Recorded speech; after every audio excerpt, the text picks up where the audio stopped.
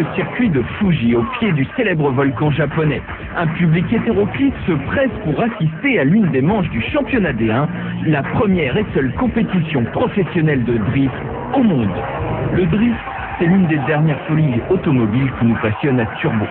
C'est la version sur 4 roues du patinage artistique ou comment maîtriser la glisse de sa voiture en virage en brûlant un maximum de gomme pour impressionner le public. Une discipline beaucoup plus compliquée qu'il n'y paraît et bien évidemment à proscrire sur la voie publique. Et pourtant, c'est bien sur les petites routes de campagne, à quelques kilomètres d'ici, qu'est né le drift voici une quinzaine d'années.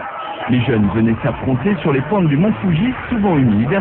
C'est ainsi qu'ils ont développé le sens de la glisse et que les plus anciens ont fini par organiser un championnat officiel sur circuit, le D1.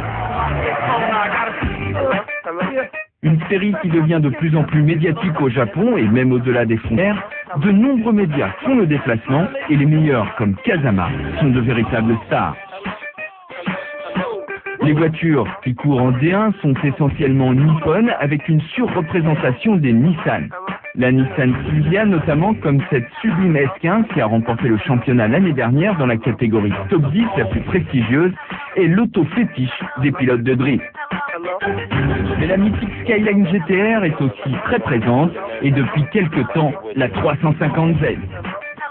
À côté de cela, les Toyota Supra, Mazda RX-7 et RX-8 ou même Subaru Impreza complètent un plateau varié et surtout coloré avec des décorations magnifiques, celles-là même qui ont inspiré les voitures des films comme Fast and Furious et des jeux vidéo comme Need for Speed Underground.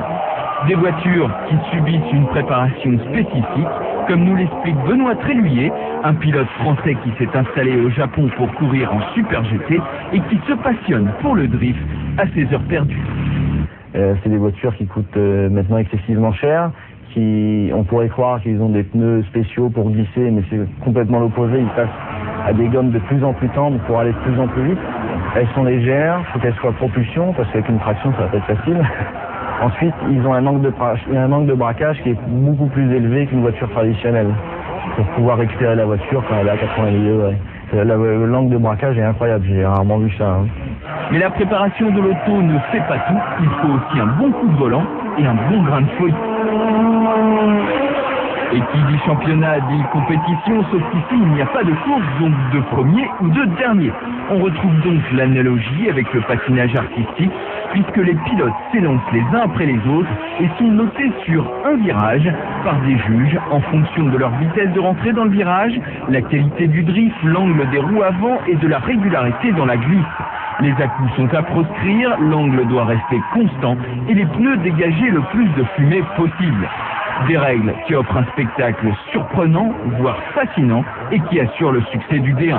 Le D1 qui a aussi fait ses débuts aux USA depuis quelques années et pourrait bien s'installer prochainement en Europe.